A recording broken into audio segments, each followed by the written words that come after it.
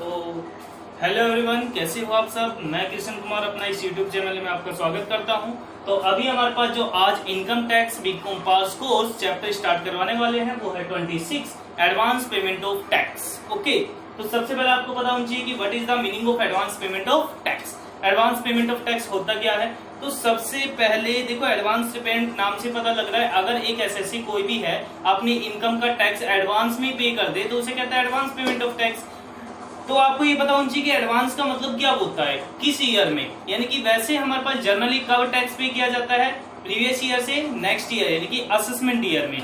अगर एक एसएससी अपना जो टैक्स है वो असेसमेंट ईयर में पे करता है तो उसे हमारे पास एडवांस पेमेंट ऑफ टैक्स नहीं कहेंगे, क्योंकि वो तो हमारे पास उसको असेसमेंट ईयर में तो करना ही होता है।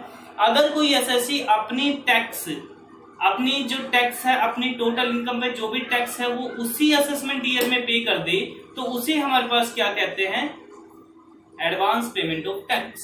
ठीक है, और वो हमारे पास उसी असेसमेंट ईयर में कैसे करेगा, पे एज यू अर्न। मतलब पे एज यू अर्न का मतलब है यू अर्न, मतलब आप जैसे कमाओगे वैसे ही भुगतान करो। फॉर एग्जाम्पल, मार्च तक आपने 2 लाख रुपए की इनकम कमाई है, उस 2 लाख पर आप टैक्स पे कर दो। ठीक है, अगले 3 मंथ में आपने और इनकम कमाई है, उसके ऊपर टैक्स पे कर दो। उसके बाद आपने 3 मंथ में जितने भी, यानी कि एक डेट दी हुई है, ड्यू डेट, इन ड्यू डेट के अकॉर्डिंग आपने जैसे जैसे इनकम कमा रहे हो वैसे वैसे एडवांस पेमेंट कर देना टैक्स की। This is called advance payment of tax. Okay, तभी मैं यहाँ पर बताऊंगा एडवांस पेमेंट ऑफ टैक्स क्या होता है। सेक्शन 207 के according it is refer to pay as you earn और pay tax in same financial year. मतलब जैसे आप कमाओगे वैसे हमारे पास टैक्स का भुगतान करना, या फिर उसी सेम फाइनेंशियल ईयर में टैक्स की पेमेंट कर देना। It is called advance payment of tax. Got it, यहां तक आ गया समझ में। तो यहाँ पर एडवांस पेमेंट ऑफ टैक्स क्या होता है, जिस साल आप इनकम कमा रहे हो उसी साल उस टैक्स की पेमेंट कर देना। क्या कहलाता है, आपका एडवांस पेमेंट ऑफ टैक्स कहलाता है। तो नेक्स्ट हमारे पास जो स्टेटमेंट है वो है कि एडवांस पेमेंट ऑफ टैक्स क्या सभी को पे करना जरूरी होता है। तो advance payment of tax section 208 के according, if an assessee tax pay amount of ₹10,000 और more in a financial year then he is liable to pay tax advance or advance tax. यानी कि एक एसएससी जो है उसकी फाइनेंशियल ईयर का जो हमारे पास टैक्स है वो उसको पता है 10,000 या उससे ज्यादा जा रहा है। अगर उसके फाइनेंशियल ईयर का जो टैक्स है वो 10,000 या उससे ज्यादा जा रहा है तो हमारे पास वो एडवांस पेमेंट टैक्स करने के लिए लायबल है। Okay, got it. तो नेक्स्ट हमारे पास सेक्शन आता है section 209, computation of advance tax. Advance tax की कैलकुलेशन हम कैसे करें। तो देखिए, एडवांस पेमेंट ऑफ टैक्स की कैलकुलेशन वैसी ही होगी जैसे हम पास जनरली होती है हमारे पास टैक्स की। तो यानी कि सबसे पहले फर्स्ट स्टेप क्या है, कैलकुलेशन ऑफ टैक्स लायबल,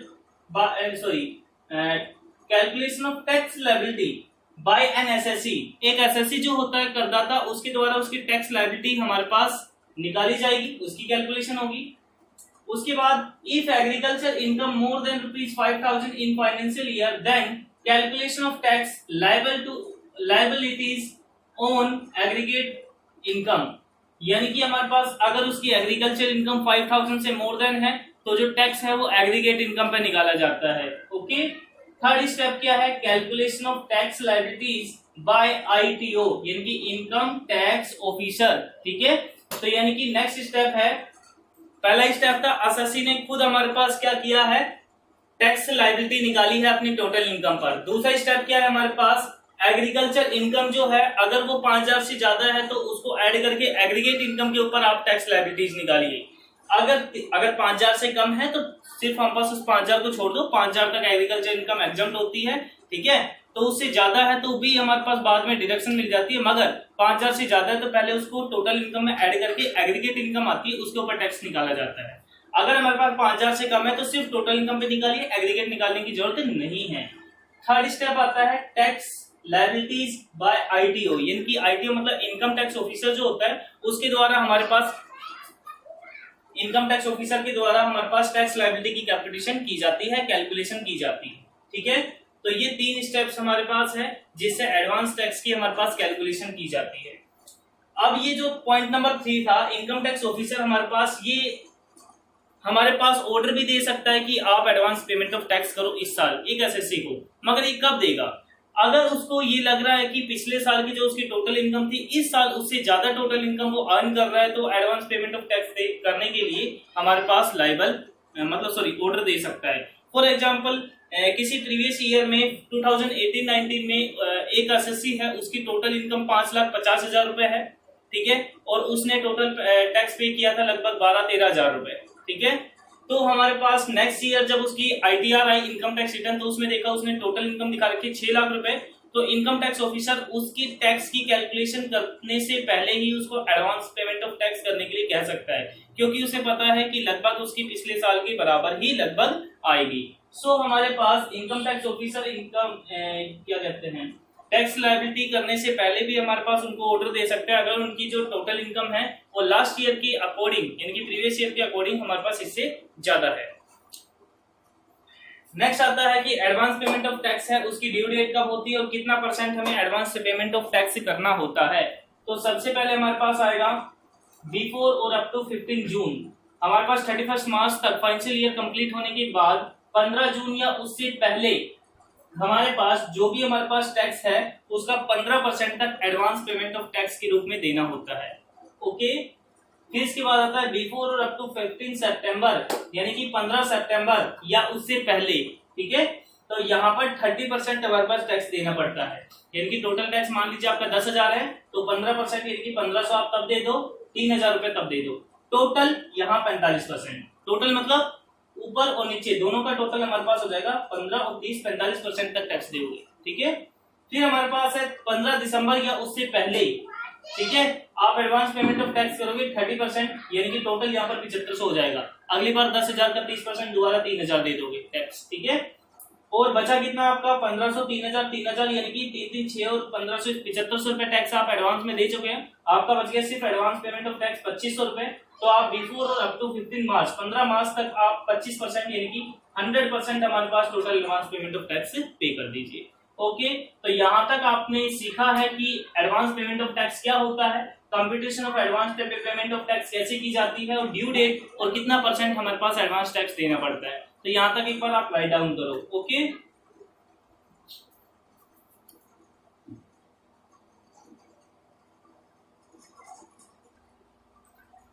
तो यहाँ पर हमारे पास आता है इसके बाद rate of advance payment of tax in previous year 2019-20।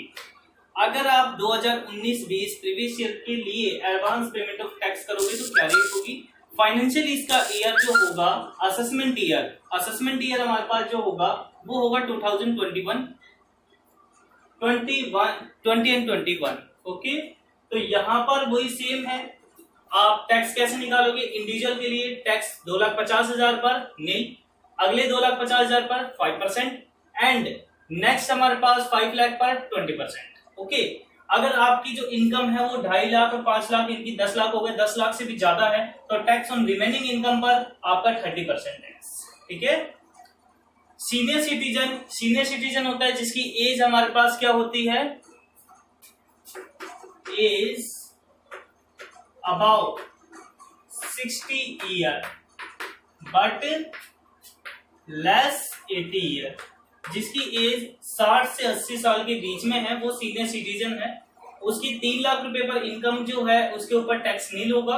अगले 2 लाख रुपए पर यहाँ पर 5 लाख हमें कवर करना होता है, ठीक है। सेकंड स्टेटमेंट है 2 लाख पर अगले 5%, अगले 5 लाख पर हम पास 20% और जो रिमेनिंग इनकम बच गई अगर उसकी है तो 30% टैक्स। सुपर सीनियर सिटीजन कौन सा आगा? जिसकी एज अबाउट 80 ईयर्स। कई पीपल्स ऐसे होते हैं जिसकी एज 80 साल से ज्यादा होती है और लाखों करोड़ों में इनकम होती है, ठीक है।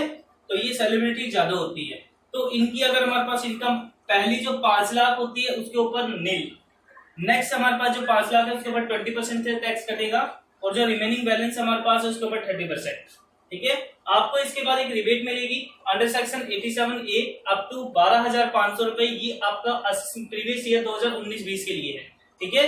अगर आपकी टोटल इनकम, इस पे कंडीशन है if total income does not exceed ₹5 lakh. अगर आपकी टोटल इनकम 5 लाख से ज्यादा नहीं है तो हमारे पास आपको ये रिबेट मिलेगी। अगर 5 लाख से ज्यादा है तो आपको रिबेट नहीं मिलेगी। इसके बाद है सरचार्ज अगर आपकी इनकम इंडिविजुअल की 50 लाख 1 करोड़ के बीच में है तो सरचार्ज 10%, और अगर उसकी इनकम 1 करोड़ 10 करोड़ 1 करोड़ या उससे ज्यादा है तो 15% सरचार्ज। फिर इसके बाद एच एंड ई का मतलब है, एच मतलब हेल्थ, ई मतलब education. Health and education cess जो है वो 4%, तो टोटल टैक्स पे आ जाएगा। ओके, अभी मैं नेक्स्ट बताता हूँ। ये था ए किसका था, इंडिविजुअल, सुपर सिटीजन एंड हमारे पास सुपर सीनियर सिटीजन। अब फॉर्म समिति की होती है हमारे पास, तो टैक्स कैसे पे करती है, एडवांस टैक्स।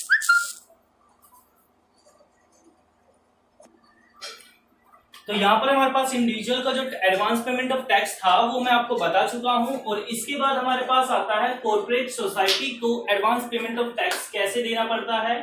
फर्म या अदर लीगल इंस्टीट्यूट, इसमें जो स्थानीय सत्ता होती है वो भी यही होगी, सेम फर्म की जैसे ही। डोमेस्टिक जो कंपनी होती है, मैंने स्थानीय सत्ता को इसी में शामिल कर दिया। जो डोमेस्टिक कंपनी होती है, ठीक है, उसको हमारे पास कैसे एडवांस पेमेंट ऑफ टैक्स देना होता है। तो अगर हमारे पास कॉर्पोरेट सोसाइटी है यानी कि सहकारी समिति, तो if total income not more then ₹10,000, उसकी जो टोटल इनकम है 10,000 से ज्यादा नहीं है, तो उसको एडवांस पेमेंट ऑफ टैक्स देना पड़ता है 10%। ओके, अगर उसकी टोटल इनकम मोर देन 10,000 है, 10,000 से ज्यादा है, बट लेस देन 20,000 है, 20,000 से कम, तो 1,000 तो देना ही होगा, प्लस 10,000 से मोर जो इनकम है, जैसे 15,000 तो 5,000 हो गई ना, तो 10,000 से जो ज्यादा है उसका 20%। If total income more then 20,000, अगर जो उसकी टोटल इनकम है कॉर्पोरेट सोसाइटी की वो 20,000 से ज्यादा है, तो 3,000 एडवांस टैक्स, प्लस में 20,000 से जितने रुपए ज्यादा है उसका 30%। ओके, अगर सरचार्ज, अगर उसकी टोटल इनकम 1 करोड़ से ज्यादा है तो 12% सरचार्ज देना होगा कॉर्पोरेट सोसाइटी को, और हेल्थ एंड एजुकेशन सेस तो है ही 4%, तो सबको टोटल करके टैक्स पे आपका जो आएगा वो आ जाएगा। उसके बाद आपको ड्यू डेट मैंने बताई थी जैसे अभी पहले, तो उसी के अकॉर्डिंग हमारे पास आपको एडवांस पेमेंट ऑफ टैक्स करना होता है। 15%, 30%, 30% और बाकी 25%, ठीक है ना। हाँ, for firm other legal institute, जैसे स्थानीय सत्ता और फर्म, इसको हमारे पास एडवांस पेमेंट ऑफ टैक्स करने के लिए टैक्स की कैलकुलेशन कैसे करता है ये, टोटल जो भी इनकम होगी फर्म की, टैक्स ऑन टोटल इनकम 30%, उसके ऊपर 30% टैक्स, प्लस में सरचार्ज, अगर 1 करोड़ से ज्यादा टोटल इनकम है तो 12%, हेल्थ एंड एजुकेशन से 4%, बस इन तीनों का टोटल कर दो, टैक्स पे आ जाएगा। डोमेस्टिक जो कंपनी होती है, यानी कि हमारे पास घरेलू कंपनी, ठीक है, अपने इंडिया की, उसको ग्रोस टोटल इनकम जो होगी, अगर उसकी gross total income not more than 250 crore, यानी कि एक साल में अगर उसकी total gross total income 250 crore से ज्यादा नहीं है तो उसको 25% टैक्स देना है, अगर और उससे ज्यादा है तो उसको 30% देना पड़ता है, मगर 25% भी दे सकता है अगर वो हमारे पास जो कंपनी है उसके केस को छोड़कर। तो यहाँ पर सरचार्ज हमारे पास, अगर इसकी टोटल इनकम 1 करोड़ 10 करोड़ के बीच है तो सरचार्ज 7% लगेगा, अगर इसकी टोटल इनकम 10 करोड़ से ज्यादा है तो 12% सरचार्ज लगेगा, और हेल्थ एंड एजुकेशन सेस 4%, तो यह आ जाएगा टैक्स पे। तो अभी ये चैप्टर जो है इसमें सिर्फ और सिर्फ एक ही पॉइंट रह गया, प्रोविजन रिगार्डिंग इंटरेस्ट, ब्याज के रिगार्डिंग में प्रावधान जो होते हैं वो रह गए, उसके अलावा ये चैप्टर क्लोज हो चुका है। तो हैव ए नाइस डे, आप इसको अच्छे से करना। ओके।